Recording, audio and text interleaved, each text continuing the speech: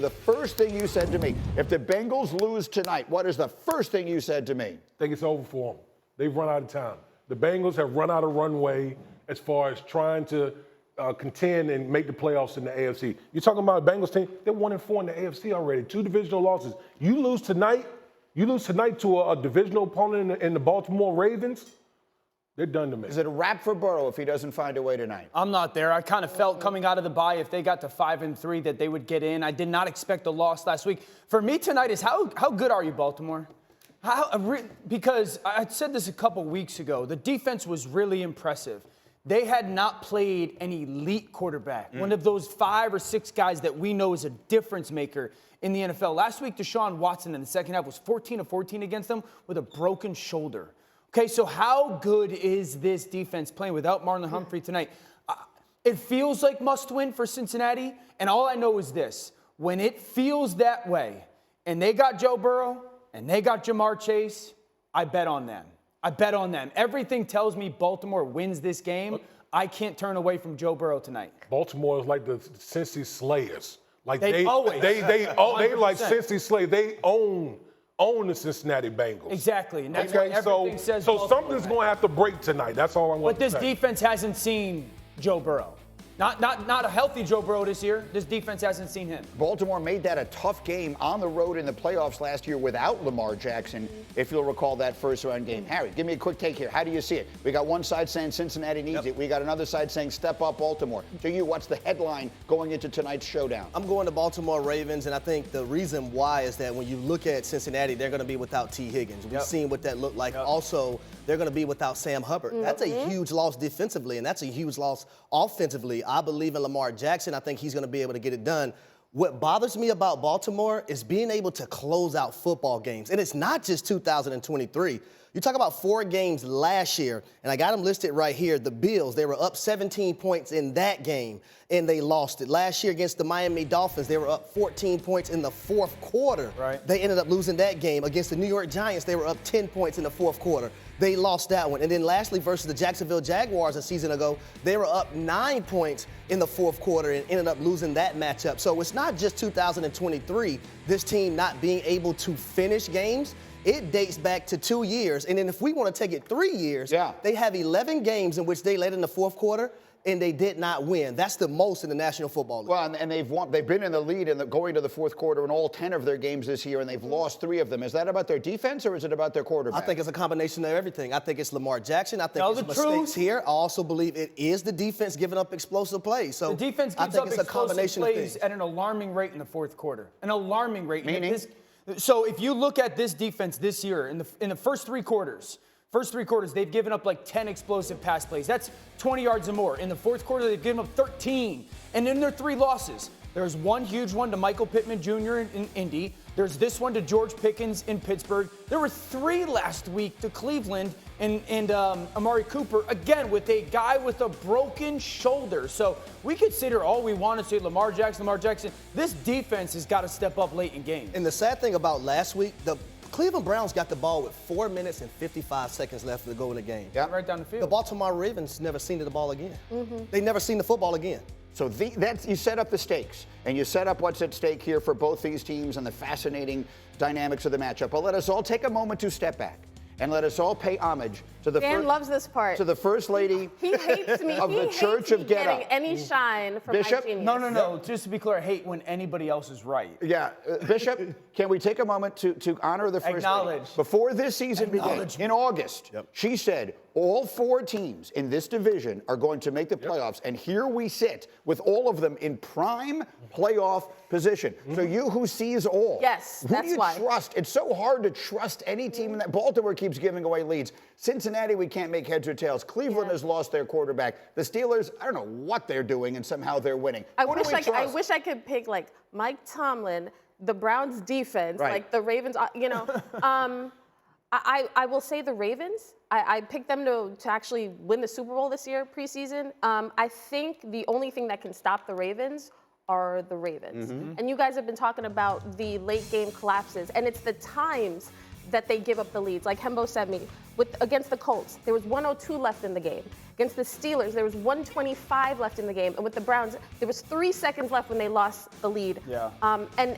So when you see the Ravens post game, they literally look stunned because they're like, we should be undefeated. And that's the problem with this team. I'm trying to get to the bottom of this, Danny. What does it say about a team when they keep losing these leads late? It feels to me like most of the time I feel like we blame the quarterback for that Of course. stuff, right? I mean, that's what usually happens. They don't have a closer on defense. We talked about that on Monday. Yes. They don't have a closer. If we look at these other really high-end defenses, the Jets have a Quinnen Williams as a closer. The Kansas City Chiefs have a Chris Jones as a closer. The Dallas Cowboys have a Micah Parsons as a closer. Baltimore doesn't have that guy. Garrett and T.J. Watt. And Now, guys like that. Yeah. yes, really good players. It's a really good defense. But they don't have that guy that say, hey, it's going to be 3rd and 6 with 90 seconds left in the game. Who do we want the one-on-one pass rush for?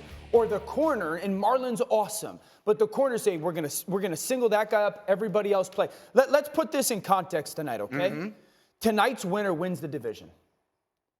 Tonight's winner wins the division. If Baltimore wins, they have such a lead and then the advantage and the momentum of going forward. If Cincinnati wins this game, they win this division. Dak is playing the best quarterback right now in the league. Right now, over the last couple of weeks, outside of C.J. Stroud.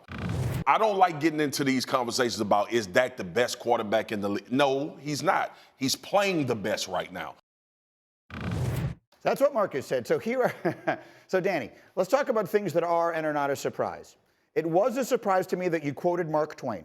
That I did not see coming when you said that the reports of his demise had been greatly exaggerated. You didn't even know he was quoting Mark Twain, but... By the way, that's Mark Twain. Correct.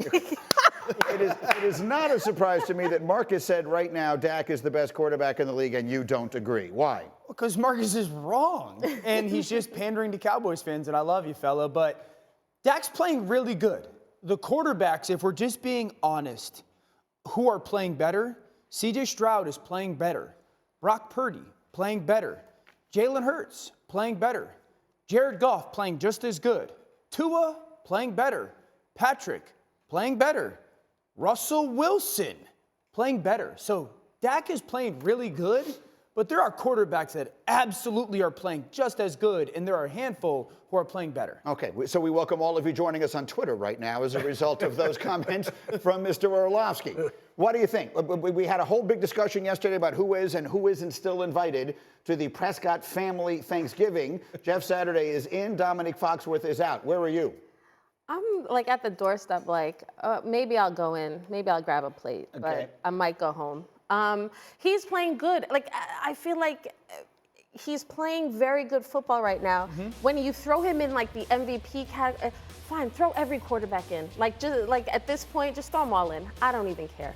Like because the problem is like there's nobody has separated themselves besides to me. Like a C.J. Stroud. Like as far as somebody I'm looking at who's so impressive week to week, Jalen Hurts, Lamar Jackson. When we look at these quarterbacks, everybody's playing well. I'm just so sick of the Dak conversation because I think the Cowboys. Why I can't get on board with the Cowboys right now is because it's everything around Dak. I think they're playing well, but will they continue this? Will their pass pro be better? It doesn't have to be Dak is the MVP or Dak sucks. I just want to live in a world where it's like he's good. He's good. Playing really good football. He's been so good, though, over the last 4 weeks. He has over 1,300 yards, 12 touchdowns, 2 interceptions, 2 rushing touchdowns. Yeah. And I think the way it's looked for Dak Prescott, the improvising, utilizing his legs to make sure plays are extended, I think Dak, over the last 4 weeks, I think Dak is playing the best football over the last 4 weeks. Harry, you mean over the last 4 weeks he's playing better than C.J. Stroud? He's playing over the last 4 weeks. Over the last 4 weeks, Dak Prescott, you're including C.J. Stroud talking about the entire season. No. C.J. Stroud's entire season has been better than Dak Prescott. That's what You think he's playing than C.J. Stroud over the last 4 weeks? Bro, look at Dak Prescott. Russell Wilson over the last 4 weeks? Look at his completion percentage, Dan. The last 4 weeks in games. Completion percentage, Harry. Look at the plays that he's making. What are you talking about? He's playing good football. Do you know who has played the easiest schedule in the NFL? No, you tell me. Dallas Cowboys. You sure? Because I think Atlanta and New Orleans and those teams have the Dallas Cowboys have played 2 teams got with the winning red bottoms records. on the shoes. The San Francisco 49ers and the Philadelphia Eagles. They've been outscored in those games. Did Dak play good in that game? 70-33. I'm just asking you. Did you? Who was I'm just who's asking playing- you? Did Dak play good in the game versus the Eagles? Yeah, but you think it was more because unreal Dak or bad coverage on Philly? But Dak can't do. You can't say, "Hey, Dak, it's my job to make sure Philly isn't having bad coverage in the back end." So we they've can't been have it both outscored ways, in those yo. two games, 70-33. Their turnover differential is -4. Those are the only two teams. He would have making dinner reservations. He's booking a flight out of here. He would have done. David Wood, get in here. Complete the following sentence. Right now, Dak Prescott is what? Very good. Very good. It's very good. Why can't we? Why can't we live in a world It's where like he's very good? we live in like two different worlds. Either he's like the best, That's what I'm saying, or he man. sucks. Like there is an actual middle ground here with Dak. He's playing very good. Great, I said in the meeting, the best thing that Dak has done lately is his legs. You just referenced it. His legs, like being able to utilize his legs and improvise. Creating plays with his legs, making plays down the field because he's moving around within the pocket. We hadn't really seen that from Dak a lot since his injury. I've been kind of begging Dak is playing. He's playing the way he usually has for most of his career, which is good. But to sit here and say that Dak Prescott is the best quarterback in the league right now.